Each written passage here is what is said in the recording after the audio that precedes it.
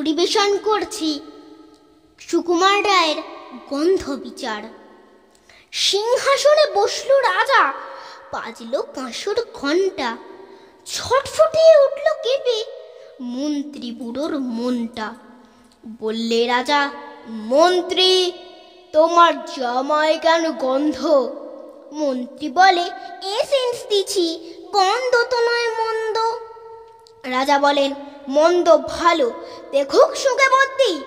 বদ্যি বলে, আমার নাকে বেজায় হলো সর্দি। রাজা হাঁকেন, বলাও তবে রামনারায়ণ পাত্র। পাত্র বলে, নস্যি নিলাম এক্ষুনি এই মাত্র। নস্যি দিয়ে বন্ধ যে নাক, গন্ধ কোথায় ঢুকবে? রাজা বলেন, কোটাল তবে এগিয়ে এসো, শুঁকবে। কোটাল বলে, পান খাইছি, মশলাটা হে কর্পূর, গন্ধে তারি মুন্ডু আমার একেবারে ভরপুর। রাজা বলেন, আসুক তবে শের পালোয়ান ভীম সিং। ভীম বলে, আজ করছে আমার সমস্ত গা ঝিমঝিম, রাত্রে আমার বুখার হলো, বলছি হুজুর ঠিক বাত। বলেই শুরু রাজসভাতে চক্ষু বুঝে চিৎপাত। রাজার শালা চন্দ্রকেতু, তারেই ধরে শেষটা। বলল রাজা, তুমি না হয় করো না ভাই চেষ্টা।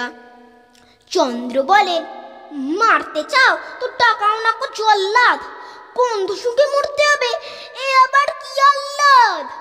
ছিল হাজির বৃদ্ধ নাজির, বয়সটি তার 90। ভাবল মনে, ভয় কেন আর, একদিন তো মরবই।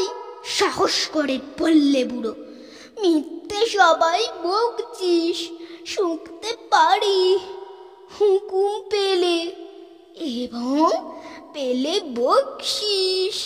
রাজা বলেন, 1000 টাকা ইনাম পাবে সদ্য। তাই না শুনে উৎসাহেতে উঠল বুড়ো মদ্য, জামার পরে নাক ঠেকিয়ে শুকলো কত গন্ধ। রইল অটল, দেখল লোকে বিস্ময় বাগ বন্ধ।